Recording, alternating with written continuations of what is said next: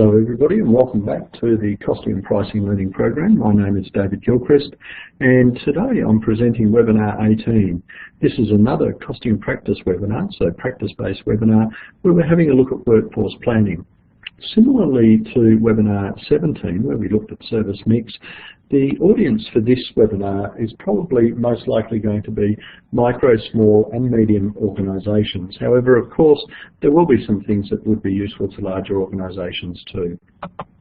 As always, the copyright remains on this material, and indeed it can be used for any function, including to be used for paid presentation, but cannot be disaggregated. That is, you can't use components of this material and you can't take away the logos or the colour schemes. In terms of navigation, the previous webinar 17, was understanding service mix and service volume. Webinar 18 is related to workforce planning. Let's get into it.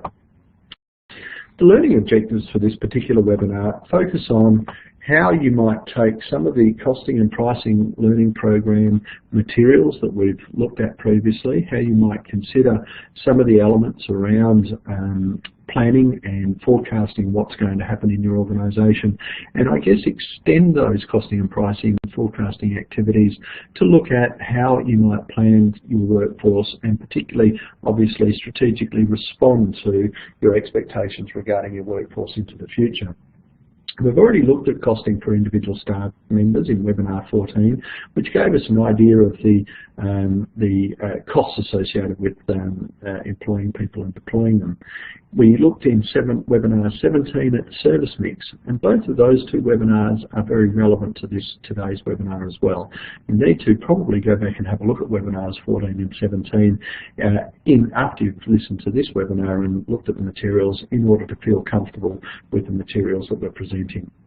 Workforce planning is, though, the process we use to determine what numbers of what kinds of staff we will need over a particular period.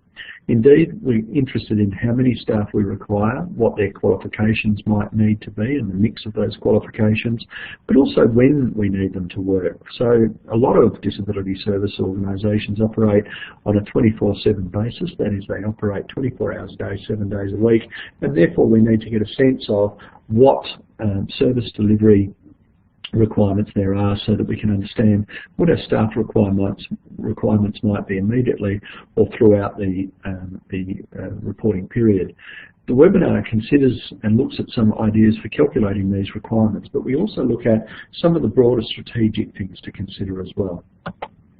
In terms of workforce planning, of course, there's a number of elements to that. For instance, we need to know what our likely demand for services is, both in terms of mix, so types of services, and also the number of services.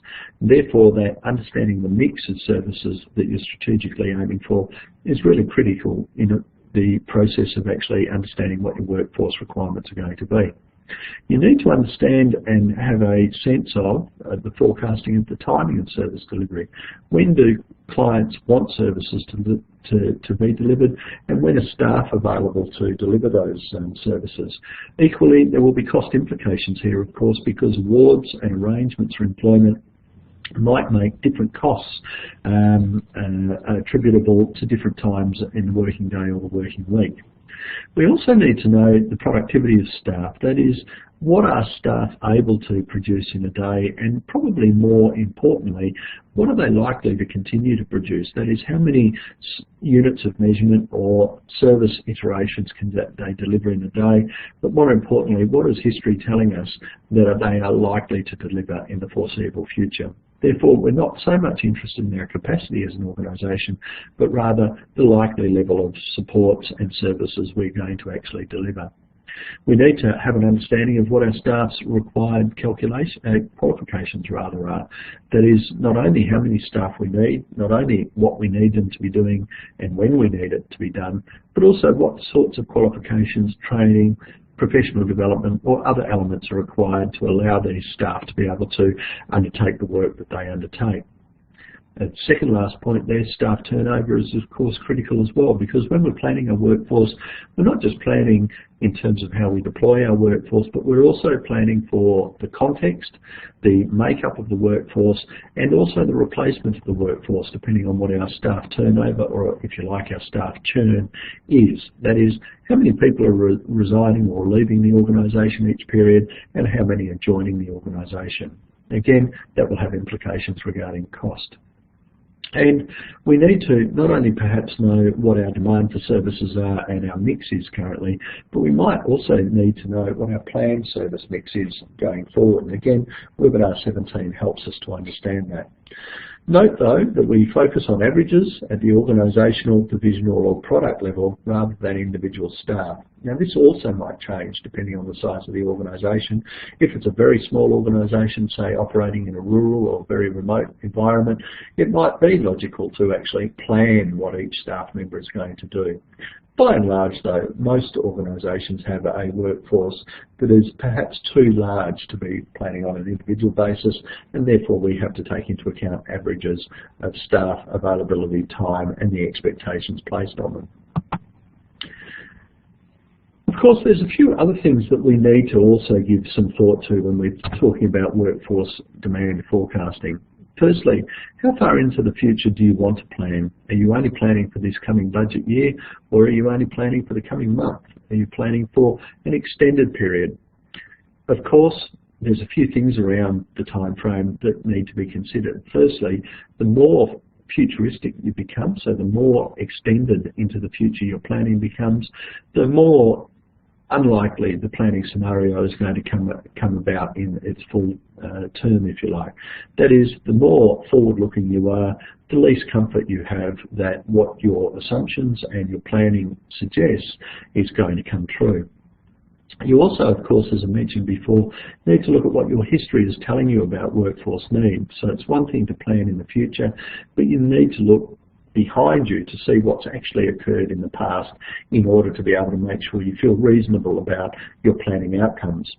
Now that doesn't mean that at the end of the day you shouldn't forecast for substantial change, but you should have the strategic plans in place, the business plans in place, and the capacity in place to be able to make the changes necessary to ensure that workforce demand outcome is actually achieved. Next, you need to think about how the coming period will be different from the historical experience. What we do, how we do it, what clients we want, where clients are, what kind of staff we need are all questions to be asked at this point. The difference between what we've done and what we want to do needs to be reconciled so that you feel that your workforce demand forecasting process is reasonable. And then you need to think about whether you're planning at a daily, weekly, monthly or even annual level. What level is rational and logical for you to plan your workforce demand, and understanding of course that the lower down the chain, so the more minute your planning is, so say at the day level, the more accurate it is, but of course the higher cost and the more complex it becomes. So the higher level we plan, the less cost involved, and we're always concerned in the Costing and Pricing Learning program about cost-benefit ratios and thinking about whether or not there's a benefit that outweighs the cost by planning more or less minutiae in your organisation, that is, planning to the lowest level. The other thing that we need to think about too is the demand profile for our services. So it's one thing for us to suggest that we might want to produce particular services or provide particular services because of the staff demand or the staff profile that we're looking to achieve. It's another thing to be able to say that those services will be able to be consumed. And so different services are required at different times, while resources may also have a profile that needs exploring, by which I mean that different services have their own demand profile, that is the time that they need to be delivered, the way they need to be delivered, who they need to be delivered by, etc. But so too do the staff arrangements, and you need to reconcile the demand profile with the staffing profile that you have and how you might change that profile. But in short, the demand profile for each of your units of measurement or your service iterations include questions like: what days are services demanded? What times in the day are they demanded? when are staff prepared to work, because the awards don't necessarily allow you to be as flexible as you might want to be. And so a question is, how flexible are staff might be extended to how flexible are staff and the awards under which they operate. The other thing that you might need to consider is whether or not there's a seasonal impact to what you do. Now, an example that comes to mind is where organisations provide disability services in remote regions where there might be weather or cultural priorities that mean that some services are demanded all year round while others might only be demanded or indeed be able to be provided in certain seasons. The other aspect of seasonality might include Christmas holidays or other holiday periods where demand might go up or go down on a traditional basis, depending on what families or natural supports are responsibility they're taking during those periods. In considering this, you might create, for instance, a weekly table including service demand and times for each day, or you might do it on a monthly basis as well. You might also, at this point, revisit your service mix and your costing processes. This demand profile may see your cost change and your service mix change. So you need to go back to those webinars and just re-look at some of the concepts in there. Here's an example, though, of converting workload to base FTE or full-time equivalent. If we step out how many hours in the day we have staff available for, how many weeks in the year, and indeed how many annual hours, you can see those calculations on the left-hand side of the screen. We've then extrapolated those calculations to be able to forecast the number of hours of service delivery required within each month based on the number of days in those months. We've then identified the FTE by simply dividing those forecast hours by the number of hours each full-time equivalent person might work. Now, remembering a full-time equivalent person may well be made up of a number of people who work on a part-time basis. So this is just one point of, or one way of, looking at how many full-time equivalents you might need. And of course, seasonality might come into this where, for instance, if you use my example about Christmas and the Christmas break where people might not need so many services, you might actually see a dip in full-time equivalents there. Part of your workforce planning process in that case might see you requiring people to take leave in December, for instance, because the demand simply won't be there from a day-to-day basis.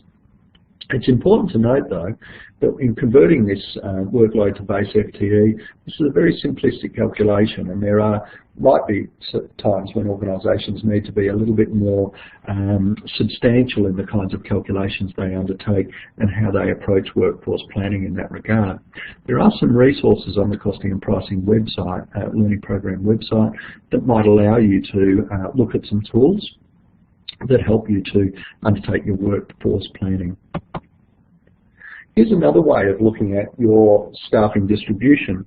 Rather than looking at it on a daily basis and then extrapolating that to a monthly basis, which we did in the last slide, in this slide we're actually looking at one day and the demand on services between 2 years at those times in the day. And as you can see by this graph, between 9 o'clock and 6 o'clock is when most of the services are required and where staffing is required.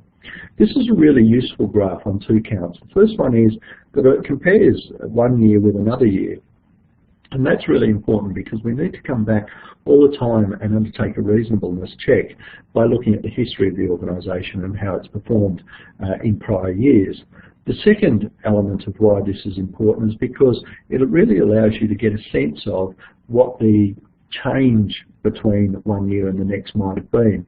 This might not be so important initially as you're planning your workforce for the first time, but as you go on planning your workforce development, it's very interesting to perhaps plot your expectations, what your plan set out to do, and what actually occurred during the year to get a sense of both the trend and also how accurate you were from year to year. However, this graph is, I think, quite instructive because you've got some time in the day where you might be able to incentivize clients to take services to reduce the number of FTE you require, but to increase your productivity. So, for instance, if you look at the period 6 AM to 9 AM, and I'm just shooting the breeze here with ideas, but of course there are a whole lot of reasons why people prefer their services between 9 and 6 PM. However, if you had the ability to perhaps offer a discount to recipients, to service users, they might move from that 9 to 12 area where you have high demand to a lesser demand area so that you can flatten out your staff requirements during the day. Just an idea, but this is another way that we can use the planning process for workforce demand, because we can actually look at not only where the demand is, but we can start to develop some strategies to spread the demand to make the cost, utilisation and the staffing numbers requirements a little easier for your organisation to bear. There are other issues to consider, of course, and firstly, changes in requirements may see changes in targeted staff recruitment and staff turnover. These kinds of changes might see that you need to have more better trained staff, more qualified staff, but you might also see staff turnover, meaning that you have increased costs such as induction costs, increased administration costs as you process more staff and release other staff. So those things need to be considered as well. You might require new or more training at an added expense, and particularly ongoing training might be required where you're trying to increase the skills of staff. It might also be, as I mentioned before, useful to consider discounts to clients or other ways of incentivising clients to go and have their services at particular times where you're currently seeing your staff are underutilised, or have to allow them to avoid busy periods.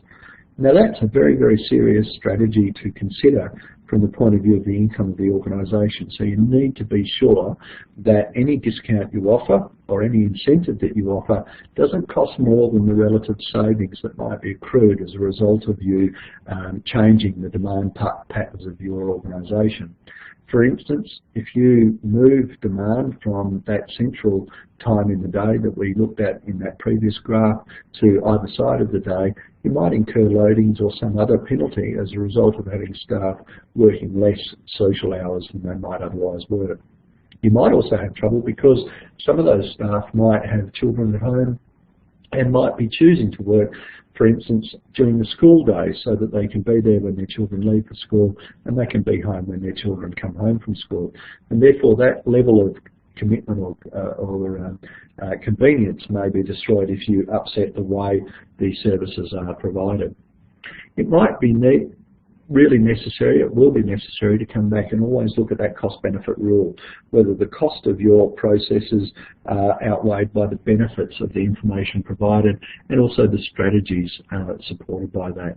And then finally, always undertake a reasonableness test. Whenever you undertake any sort of forecasting or process, you need to undertake that reasonableness test.